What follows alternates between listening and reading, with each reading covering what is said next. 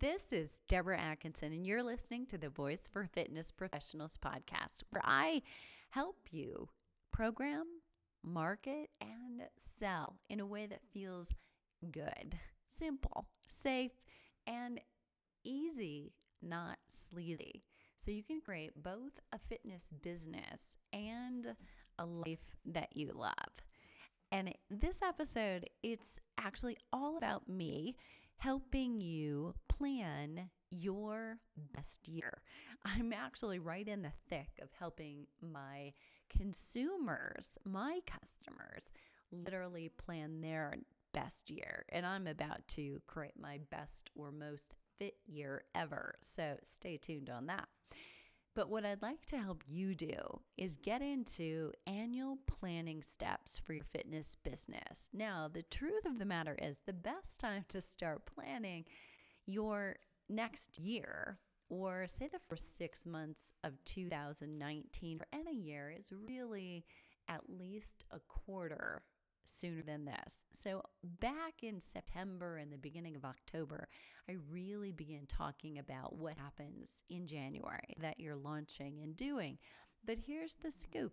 If you didn't do it, you're not quite sure, or as you get closer, you feel like there's a different direction I want to go here, that I haven't really honored what I want to be doing, then now's your chance to listen to this. And no matter what, if you're planning for maybe the March or the April of next year, or even June and July, starting to plan is never a mistake. So let's dive in. And really, this is the fun part. But what I'm going to give you in these step-by-step questions is really a blueprint to walk through. And ideally, you're going to log in and get the download for this episode. Walk yourself through it and really complete the worksheet. Take at least half a day. Dedicate it to planning, because there is nothing more important than planning before you go into action. You know the old saying, the cliche, it's measure twice and cut once.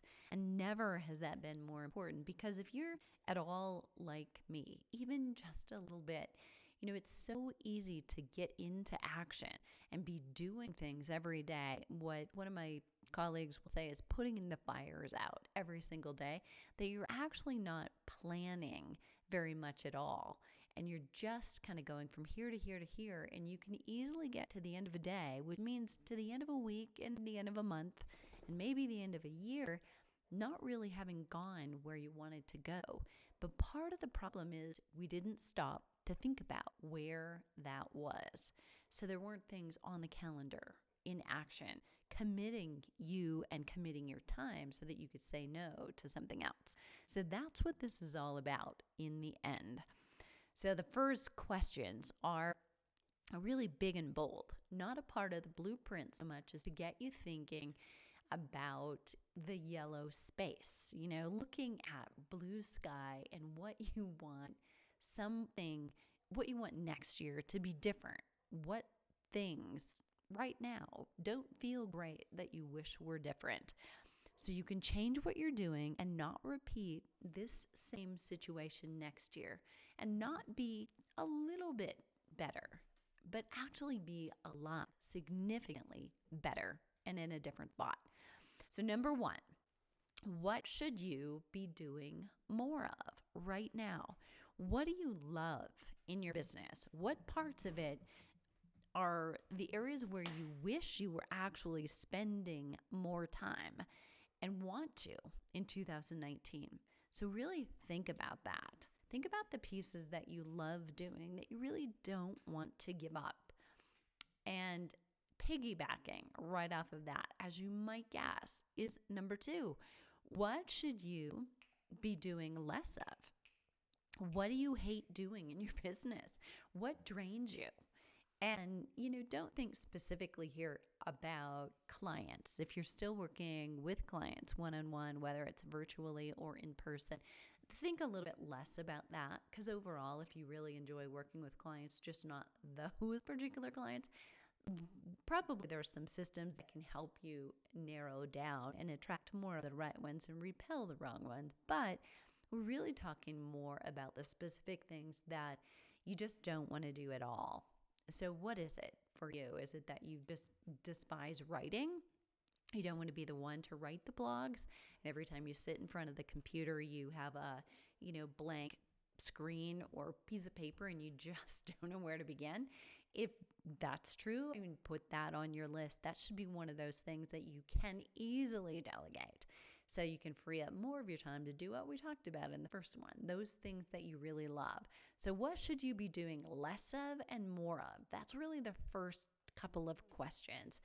Or if I said, right now you fill in the blank, I'm going to give you X amount of money.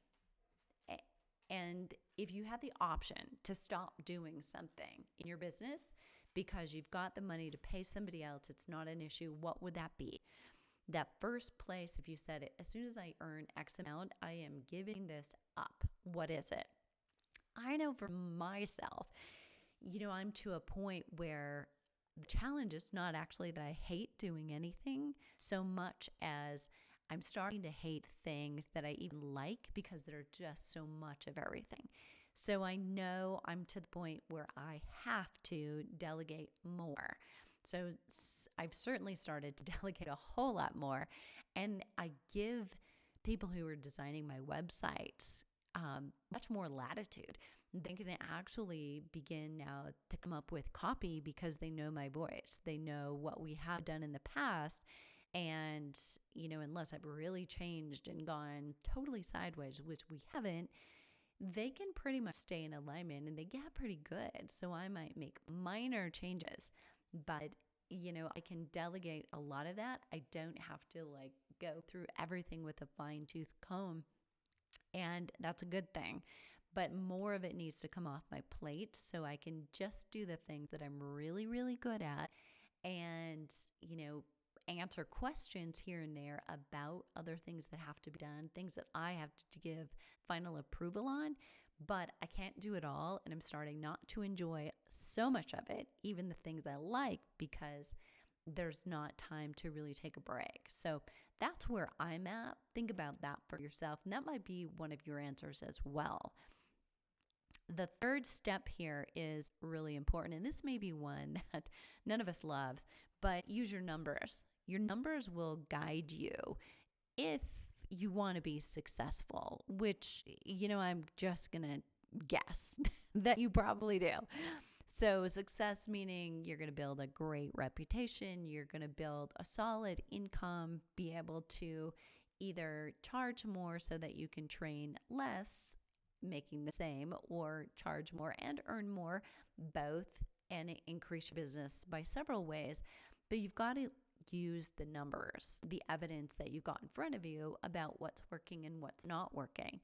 And here's this for you. If you're just starting out and you really don't have a good long track record to look at, look at whatever you do have. And potentially look at someone around you, close to you, who's serving maybe the same demographic in the same area. So if you're online, that could be anybody. But if you're in a small area, small rural area, you want to look at who's working with the people you're working with in a small rural area. Don't look at somebody in a city because it could be entirely different. And see if you can look at them. You're not going to be able to see their numbers, but you want to use every bit of intel or research that you can to help you get somewhere. Look at, if you do have numbers, what earned you the most money? And look at what programs that you thought would be successful, maybe that bombed, right? So it's what were the most successful and lucrative things that you did? And don't just gauge by what had the greatest amount of people coming to it. Literally look at the numbers. Not just how many units you sold, but look how much money that came in minus the expenses. So if you're doing digital products, the expenses can be kept fairly low because once you've created it, you one time had the expense of maybe renting a studio and a cameraman or editing, or had the program that you paid for in order to host it on the platform. But some of those expenses might be ongoing as far as a platform on a monthly basis, but others were just to, hire it, set the time aside. Maybe it was the camera crew and the editing time, but then they're done. So your digital costs and expenses over time kind of dwindle, and yet the revenue can still be coming in. So look literally and intelligently at what the numbers are telling you. What earned you the most money? What program bombed? When you account for the revenue that came in minus your expenses, so you have your total kind of net before taxes. So, yeah, of course, you have to consider them, but we're not right now. We're just looking at your total revenue. What was the most profitable about all of the things that you did and the way that you spent your time? And even this can be a huge eye opener. And it may be, that it was marketing. If something did bomb, we're going to talk about that in a step or two later. So sit tight. Number 4, the fourth step is, how much money do you want to make in 2019? As you look at this next year, see a clear vision for not just a number, pie in the sky, like I want to make $1 million. Or, if you haven't yet made it to 6 figures and you want to make $100,000, or maybe you just want to look at month by month. You're looking at your expenses when rent comes in. You're thinking, oh my gosh, I wish that I had more. So I was much more comfortable, had some padding. Some of that was maybe going into savings. Would that be nice? And maybe you're making $1,000 right now, and I'm just throwing that number out. But you want to make $5,000, and that would make things so much more comfortable. Well, that's like 5-time increase, right? So is it doable? Oh yeah. And certainly if you're doing online, digital, it's very doable. Your expenses are much lower, and yet you need some motivation for doing this, right? So if it were just easy and all you had to do is snap your fingers, we'd all be doing it. But you're going to have to do some work, make some changes. So the motivation you need is seeing a clear vision for how that's going to change your life or your family's life. What will it make you able to do more of or less of? Kind of reverting back to those early questions, what are some of the very first things you'll give up as soon as you can afford it that you don't want to do yourself in your business anymore? And how will it ease burden on you, and change your family dynamics potentially? So the 5th step is, how are you going to make that money? What's making you money in 2019? What are the big things that you're going to promote? So if you've looked, you have a track record at what earned you the most money in 2018, then you have probably a pretty good idea of, that's going to be something you're going to promote, even if you want to go a different direction. And let's say, for example, you're working with training clients one-on-one, but ultimately you'd like a little bit more freedom, lifestyle freedom, so that you can travel. You could be anywhere and still be monitoring work, doing work, maybe meeting with clients virtually or coaching them online or by teleconference. That may be a goal, but you're probably going to be wise and continue doing your face-to-face training as you get that digital or virtual coaching piece going. So you still want to add, everything to the list that are things you're going to be promoting, and add the things to that list that are going to be things you're going to be promoting that aren't even created yet. So if you're listing things you sold this year and the revenue you want to earn isn't what you did earn, then you've got to decide if you're going to promote the same programs more, you're going to increase the rates on those programs, or you're going to create more programs. Just a hint here that a lot of fitness experts, and walk into any gym or look at any website, fitness website, and I'm guilty of this too. We create and create and create, but where most fitness professionals fail is that we don't market like 10 times more than we create, which is what we should be doing. We just create the program and we expect it to kind of attract people is if we build it, they will come. And how could they ever if they don't know what's in it for them, why they should, why this program is beneficial, and how it solves the problem that they have this burning desire to solve. So the marketing should always 10x the creation of a program. So if you've got programs sitting there that you know are great programs, you've got either yourself or you've got somebody working for you who is a great trainer, and you know that they should be full, take a really close look at not creating more programs, but creating and spending time on better marketing. Change the title, change the copy, change the images that you're using, and create more blogs, more videos in your launch materials. So just because you let people know we are starting this program January 2nd, even though that's the most highly motivated time of the year for everybody, that doesn't mean they're going to come if they don't know why. Just because you have a program doesn't speak to them clearly that it was built just for you and this problem that you have that we're going to make go away. So make sure you're doing that promotion. More programs might just add more confusion for your customers. And a confused mind doesn't make any decision at all. If they come in and you have so many options and they cannot clearly see which one should I do, what they may do is leave and think about it. And that's always dangerous because while they're thinking about it, somebody else with a very clear solution, maybe they offer one single program and maybe they're so convinced that this is the best program for anyone to do that you will lose that customer who left to think about your 6 or 16 programs. So be very clear about the specific next step that whoever it is in front of you at the moment should take. So be sure that you're doing that, and creating one awesome program. And if you already have multiples, it's okay. Just look at them closely and say, who's leading them, who's teaching them, how can we get them behind promoting them, and or what support do I need if I'm doing all of the creating the program, teaching and leading the program and don't have time to market? What kind of materials do I need in place that I don't already have? A few blogs, a few videos, all of that could be created by someone else with some little input from you. And then once you've created those programs, you've got those going, you can create a what's next, a next step. But what you don't want to do is have 10 programs for the same level of person to be choosing from.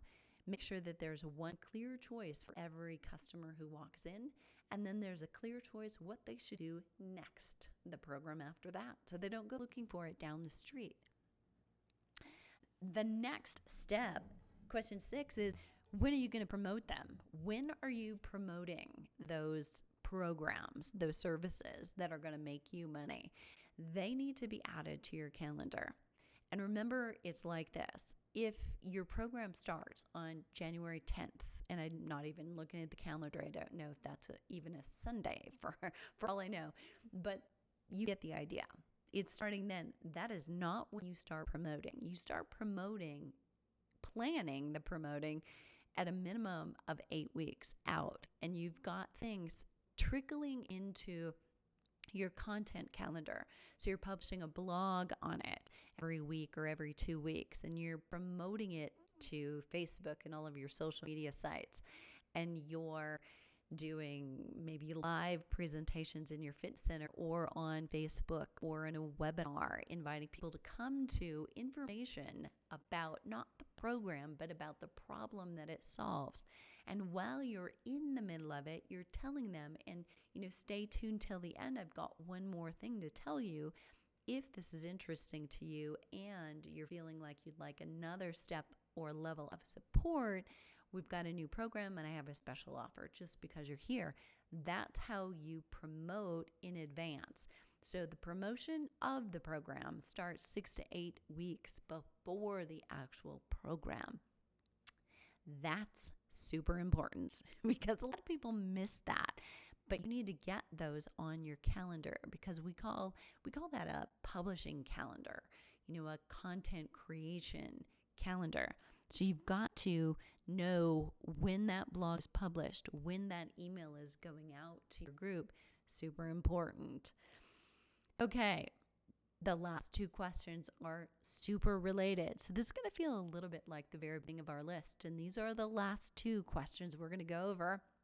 Number one, what are you going to let go of?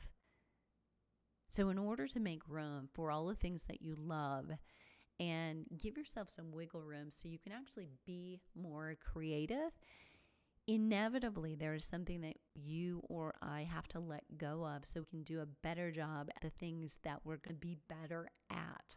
Whether that's because it gives you more time and space to just have blue sky time where you're just enjoying workout by yourself, not thinking about the pressure of having to do it right now in these 12 minutes that you have that showed up, or between clients because somebody canceled and you're so thankful that they did. If you're feeling like that, you definitely have something that you need to let go of. And maybe it's a task at work that you have to let go of, or maybe it's help around the house. Is there something that either you need to stop doing because it's not as important as you've been telling yourself it is, or that you can hire because paying for somebody to clean your house once a week or even once every 2 weeks may be very worth the freedom that it gives you to have a little more downtime yourself and clear the clutter from your brain. Think about what you have to let go of. And then the very last question is, who do you need to be? So if you're going to make 5 times the amount that you made last year, you're going to go from that $1,000 a month to $5,000 a month. You're probably going to show up differently. And you don't get to wait until after you're making more money to be different. You actually have to start being that person, showing up as that person, whether it's how you dress, how you walk, how you talk, how you say yes or no to social obligations, how you take care of yourself, how you exercise, how you sleep, how you eat. All of those things have an impact on your success. So think about what kinds of self-care you need to be doing. What kind of standards do you need to have if you're going to be someone who does X, Y, Z, all those goals that you said earlier? So if you see yourself as someone earning $1 million, how do you need to be every day in order to do that? What does that look like?